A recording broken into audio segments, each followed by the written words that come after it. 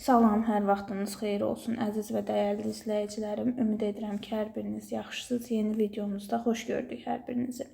Bugünkü videomuzda 2017-ci il 1-ci qrup 2-ci qəbulun A variantı testlərinə baxasıyıq. Başladıq 26-da.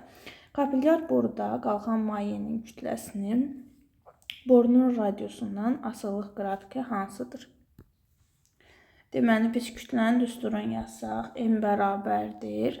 Sigma L bölünsün J'dir. Sigmanın da yerinə, daha doğrusu L'in yerinə 2 pi R sigma bölünsün J yazarıq. Burada da göründüyü kimi kütlə radiusdan düz mütənasib asılıdır. Doğru cavab D variantı. 27. Yüklənmiş tozcuq sabit gərginlik mənbəyinə qoşulmuş kondensatorun lövhələri arasında tarazlıqdadır. Əgər lövhələri yaxınlaşdırsaq, tarazlıqda olmaq o deməkdir ki, bunun aşağı doğru MJ-si var, ağırlığı var da. Mənfi yük də hara cəzb olunar? Müsbətə tərəf. Yuxarı doğru da elektrik sahəsi tərəfindən buna qüvvə təsir eləyir. İndi lövhələri yaxınlaşdıranda lövhələr arasındakı məsafə azalır. Düstur yazsaq, deməli, elektrik bərabərdir, bilirik ki, QY-dir. Q'nun da yerinə burada SU yazsaq, S'nin də yerinə epsilon 0 S bölünsün D. Lövhələr arasındakı məsafə azaldıqca yaxınlaşılaraq azalır. Q artır. Q'nun artmağı elektrik qüvvəsini artırır. Elektrik qüvvəsi artır. Əvvəl hər ikisi bərabər idi. Məsələn deyirəm, bu da 10 idi, bu da 10 idi. İndi MJ 10 qalıb da elektrik qüvvəsi 15 olub. Onda neyniyər? Təbii ki, yuxarı qalxar da. Axı yuxarı dartan qüvvə daha böyük olur. Ona görə də olacaq belə. 28. Kondensatorun digər köynəyinin yükü nəyə bərabərdir? Biz demişik ki, kondensatorun köynəkləri işarəcə əksi yüklənir, miqdarca eyni. Ona görə də digər köynəyi müsbət Q olacaq. Doğru cavab C variantı. 29. Aşağıda göstərilən hadisələrdən hansında qaz boşalması baş verir? Şimşək çaxdıqda ilə başqa variantlara baxmağa ehtiyac yoxdur. 30. Demək, bizə B-ni veribdir 30-da.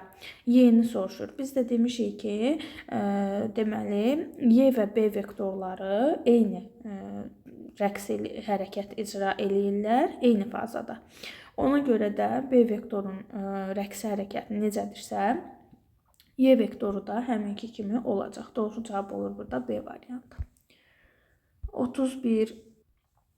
Sərbəst düşən cismin yer dəyişməsinin zamandan asılılıq qrafiki hansıdır? Sərbəst düşmədə H bərabərdir JT kvadrat bölü 2 düsturuna görə zamandan A variantı olacaq. Yəni kvadratik asılı olacaq.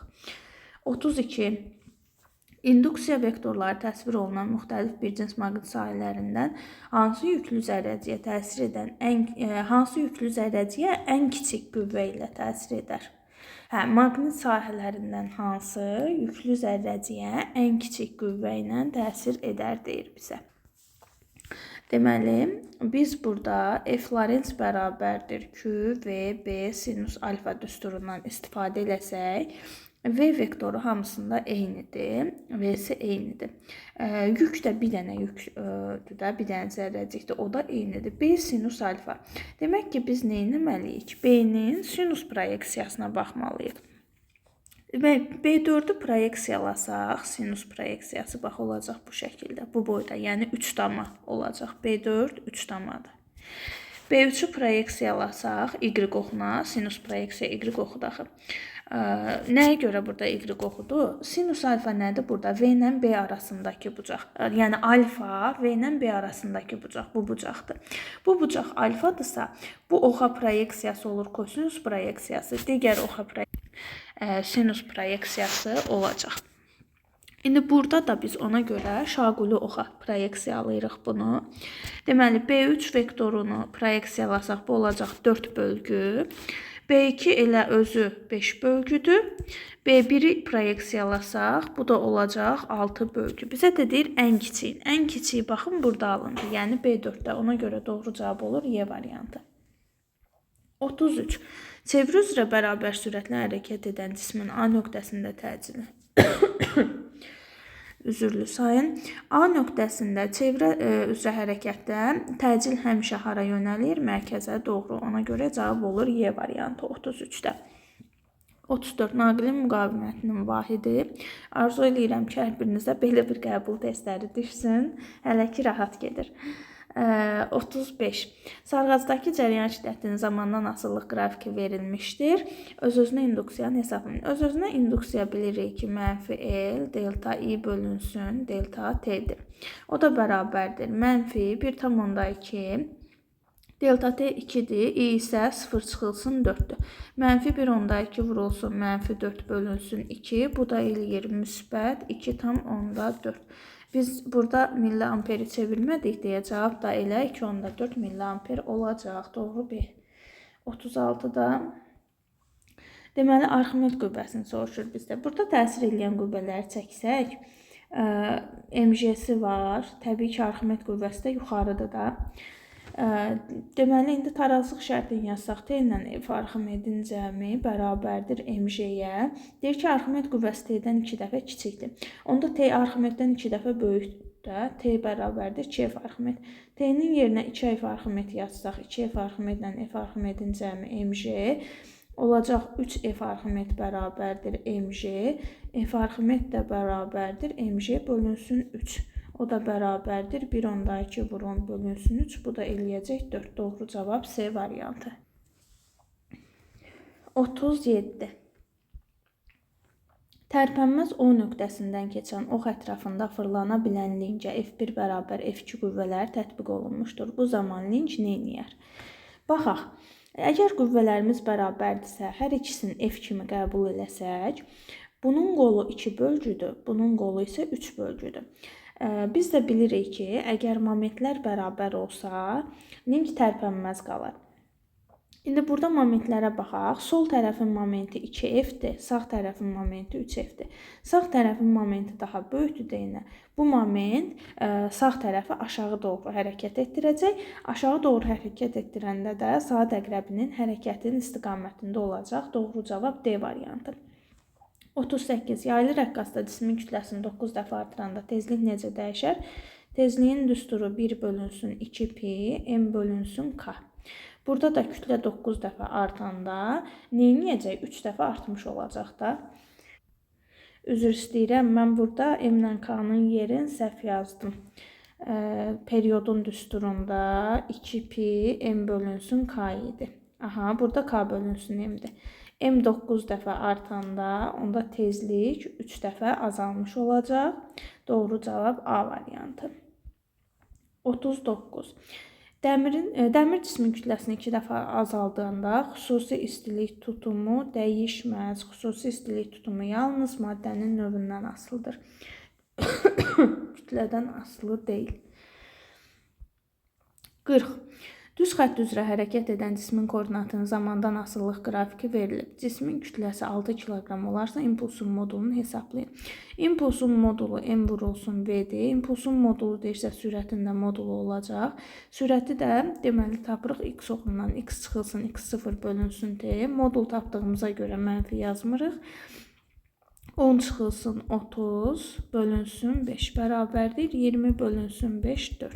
İndi gedib impulsda yerinə qoysaq kütləmiz 6-dır, sürətimiz də 4 cavab olur 24. Doğru cavab A variantı. 41. Düz xətli hərəkət edən cisimlərin sürətlərinin proyeksiyası. Deməli V1-i tapanda S1-i bölürük 5-ə. Yəni 20-ni 5-ə böləndə neçə eləyəcək? 4. V2-ni tapanda 20-ni 10-a böləcəyik. Sürət yenə, daha doğrusu SX yenə 20-dir, amma zaman 10-dur. Olur 2. Cavab da olacaq 4 bölünsün 2, yəni 2C variantı. 42. Cəryanlı P naqilinə M və N naqilləri tərəfindən təsir edən əvəzləyici amper qüvvəsinin istiqaməti göstərilmişdir.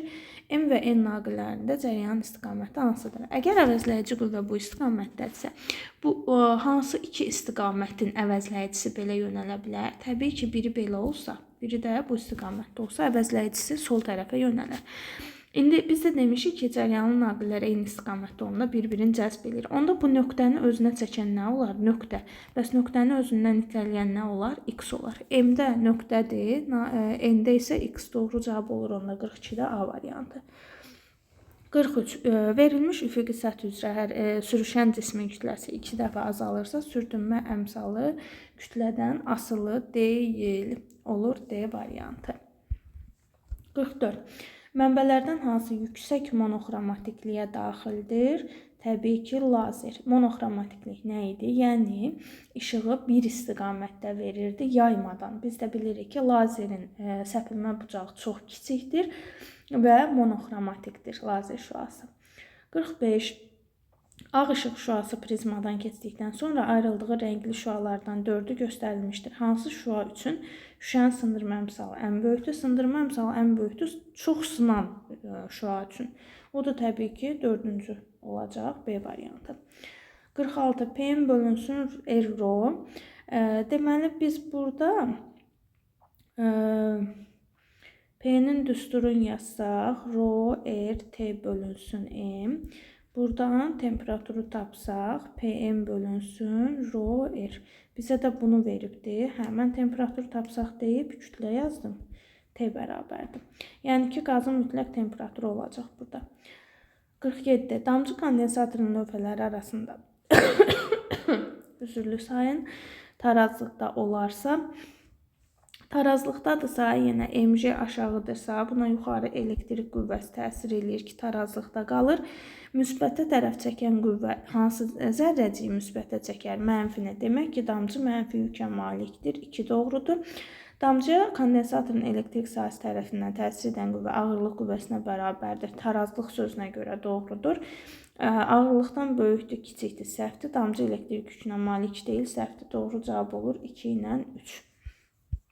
48. Sarğacda cəryan şiddəti 0,2 saniyədə 0,8 amperdən 10,2 amperə qədər azalanda öz-özünə induksiya yaranır. İnduktivliyi hesablayın.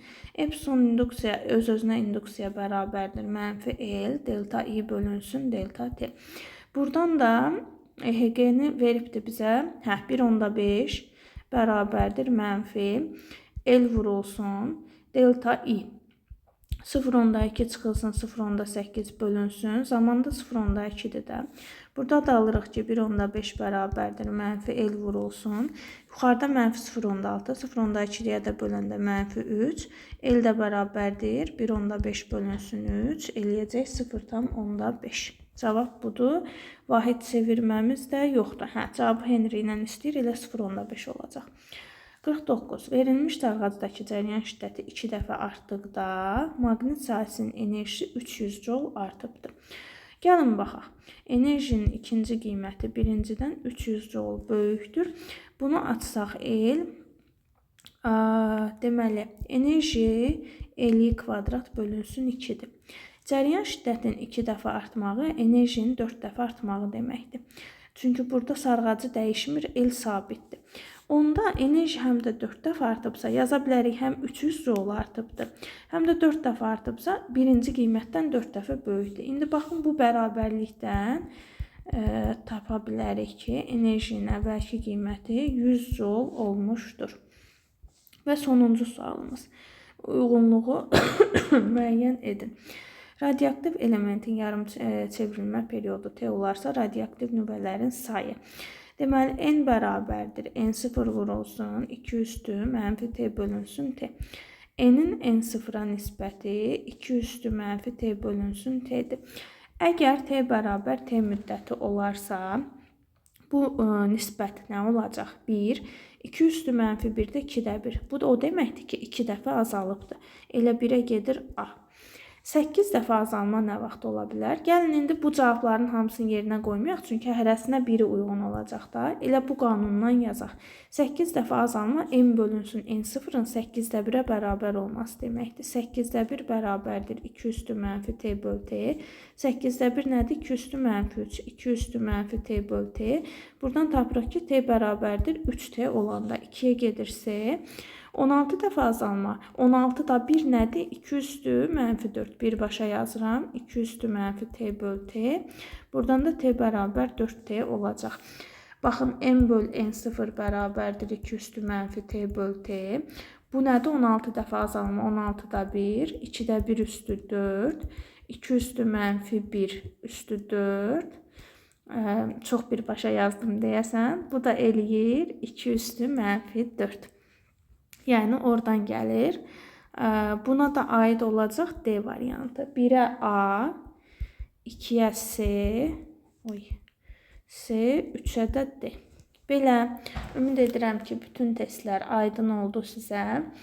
Əgər yararlanırsınızsa videolardan, kanala abunə olmağı, paylaşmağı, rəy yazmağı unutmayın.